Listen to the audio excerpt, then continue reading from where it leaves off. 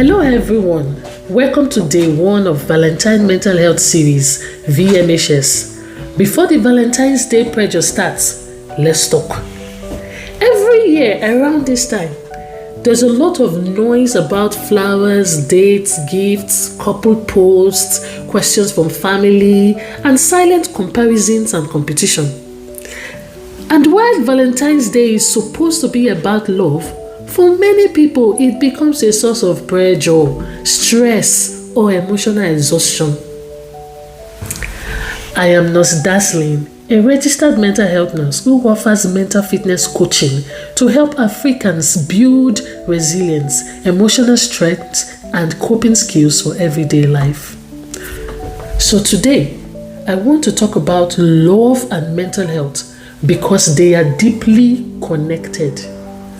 Love is often presented as something external like flowers, going on dates, relationship status, or being chosen by someone. But none of these things actually define healthy love. Healthy love begins with how you care for yourself, your mind, your emotional boundaries, and your overall well-being. Because if you are constantly exhausted, emotionally neglected, or disconnected from yourself, no amount of romantic attention will fix that. Love is not proven by what someone does for you on Valentine's Day. It is reflected in how safe, respected, and supported you feel. And this starts with yourself. Growing up in Nigeria, I experienced people treat love like a rare commodity you can only get from someone else, or something you have to work hard for to receive, like you have to be worthy of it, so price tags are placed on it. Love became tied to sacrifice, overgiving, over-tolerating, and ignoring our own needs just because we want to keep the peace or prove commitments. But mental fitness teaches us something different. It teaches us that love without emotional safety leads to burnout, not connection. We will explore that in the series as we go along, so stay tuned. Before loving anyone else or expecting someone else's love, I invite you to check in with yourself. Ask yourself these simple questions. Am I rested, or am I constantly tired? Do I feel supported, or am I carrying everything alone? Am I honest with myself about what I need, or am I avoiding difficult truths? You see, this check-in is not about judging yourself. It is about awareness. Because when you ignore your own mental and emotional state, relationships often become a place where you look for rescue instead of connection. So, you need that self-love. Self-love is often misunderstood. It is not indulgence or selfishness. Self-love itself is mental fitness, a form of mental exercise. It looks like setting boundaries without guilt, resting without needing to explain yourself, walking away from dynamics that harm your mental health, even if they look good on the outside. So, when you care for yourself this way, you stop accepting love that costs you your peace. As this Valentine's Day approaches, remember this: love yourself first, then love anybody else that you like. Healthy love starts with you. Your mental health matters every season, not just on Valentine's.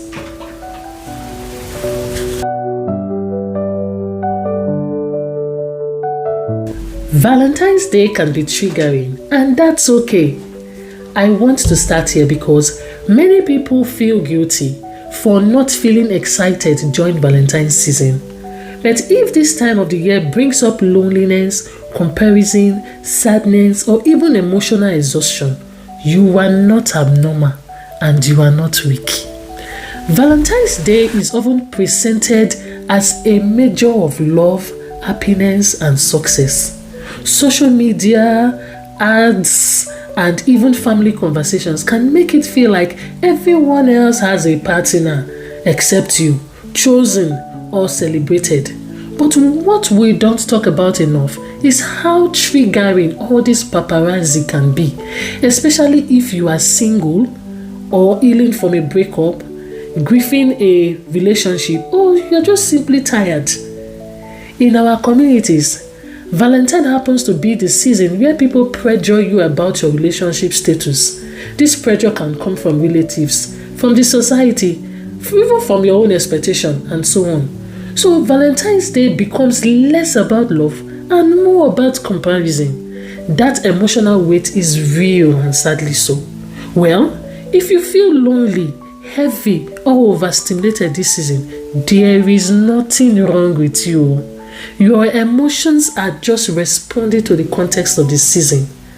This is where mental fitness comes in.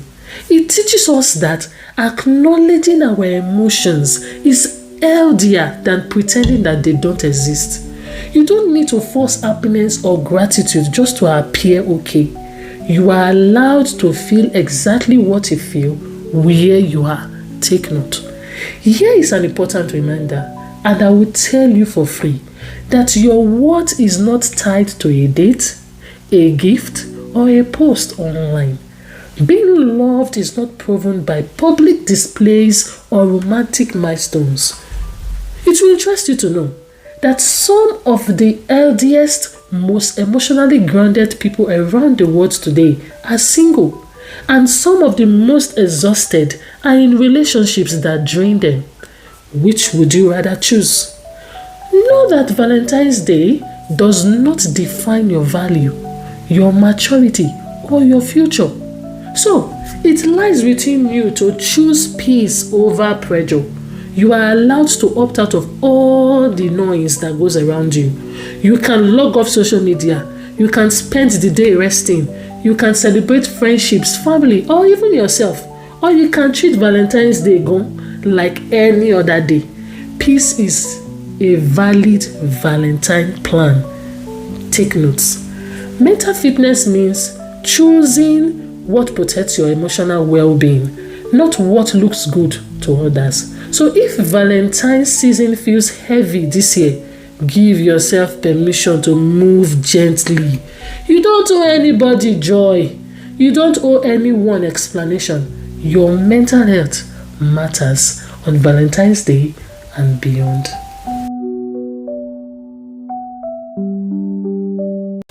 Not everything called love is healthy. That's a difficult truth, but an important one you need to know.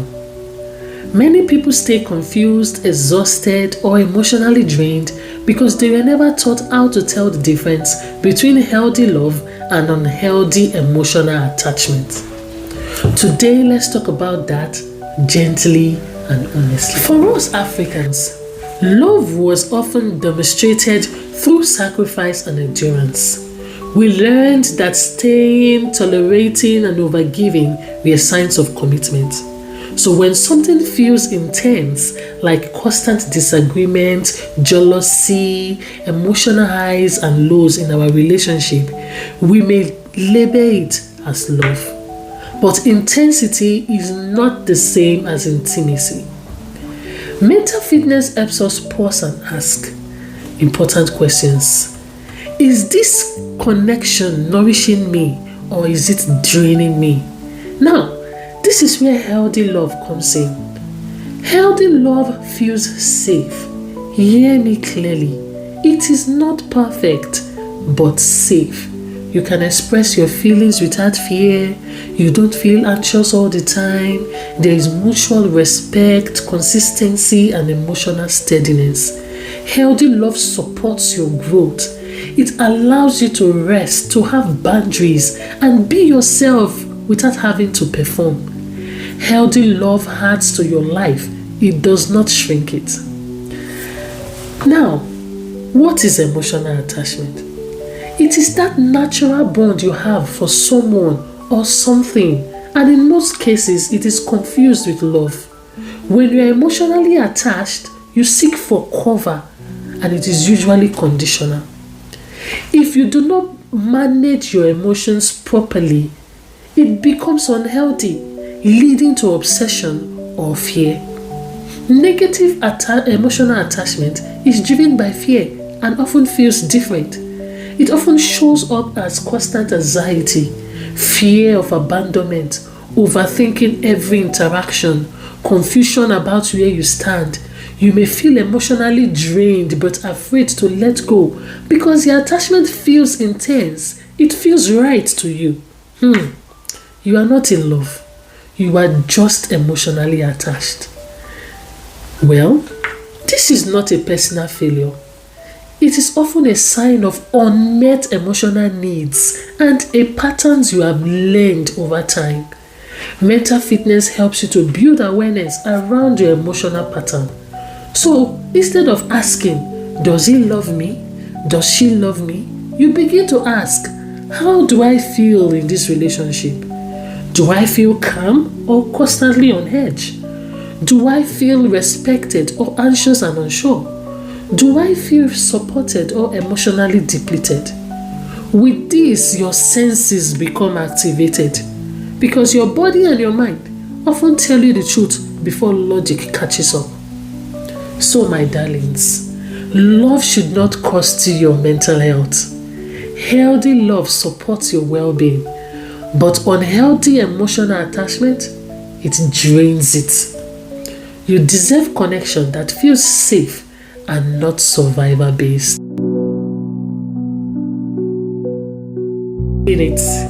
Boundaries do not ruin relationships. That's something many of us were never taught. In fact, a lot of us grew up believing the opposite, that setting boundaries means you are difficult, selfish, or not loving enough. Today, I want to talk about why boundaries are not only healthy but deeply romantic. Yes, I am Nurse Dazzling, a registered mental health nurse who offers mental fitness coaching to help Africans build resilience, emotional strength, and coping skills for everyday life. In many African homes and communities, love was shown through sacrifice. You have to remain quiet, you have to endure, you have to adjust. Especially in relationships, saying no or expressing discomfort was often seen as disrespect. So when we start setting boundaries as adults, it can feel wrong even when it is necessary. But mental fitness teaches us that discomfort does not always mean danger. Sometimes it means growth. Boundaries protect your mental health. They allow you to show up honestly instead of resentfully. They prevent emotional burnout. They create clarity instead of confusion. A boundary is simply an information. It tells people how to love you well. Without boundaries, resentment quietly replaces connection. When you do not tell people around you what and how you want to be treated, they do whatever they like to you, and then you feel bad and disrespected and begin to disconnect. In a healthy relationship, there are boundaries which foster clear communication. It includes emotional safety, the ability to express yourself without fear, and it includes respect for limits, no excesses. Healthy relationships don't require you to shrink, over-explain, or exhaust yourself to be accepted. Love should feel steady, not draining. If you are constantly tired, always accommodating, or silencing yourself to keep peace, that's not failure. That's information. Your mind is telling you something. Your exhaustion is communicating that something needs to change, either the dynamic or you are showing up in it, or the way you are showing up in it. Mental fitness teaches us that boundary do not push love away. Instead, it protects it. When you set boundaries, you are not being difficult. You are being honest. And honesty is the foundation of real intimacy. You do not want to be treated like trash, right? Then set clear, honest boundaries that build trust and connection. Hey, now that Valentine's Day is over, let's pause and redefine love without the noise, the pressure, or the expectations. Because love isn't just something we perform on one day of the year. It's something we practice daily, starting with ourselves. We are going to redefine what love means to us through reflection. Reflection 1. Ask yourself, how do I treat myself when things go wrong? When things don't go as planned, how do I speak to myself? Do you become harsh and critical, or gentle and understanding? Do you rush to fix yourself, or allow space to feeling? The way you treat yourself during difficult moments sets the tone for how you allow others to treat you too. Reflection 2. What kind of love do I want to experience? What kind of love do you actually want, not what you've been told to want? Do you want love that feels calm and emotionally safe? Love that allows rest, honesty, and boundaries? Love that supports your mental well-being, not just your appearances? Naming the kind of love you want helps you stop settling for what drains you. Reflection number 3.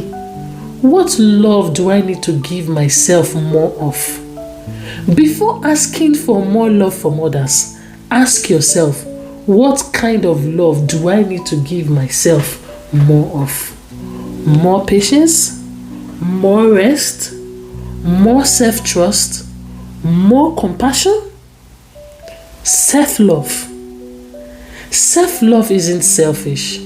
It is the foundation for healthy relationships. Love starts within and spreads outwards. When you care for your mental and emotional well-being, you change the way you give and receive love. So, let this season be less about proving love and more about practicing it. With this, we draw the curtain on the VMH series. Thank you for sticking with me these past 5 days. It really has been beautiful. I am sure you have learned enough to give you that lift. Feel free to ask any questions in the comment section, and you can share your stories too to encourage someone. Please do not forget to like, follow, share, and comment. Thanks for the love. Until next time, keep your mind dazzling. Bye for now.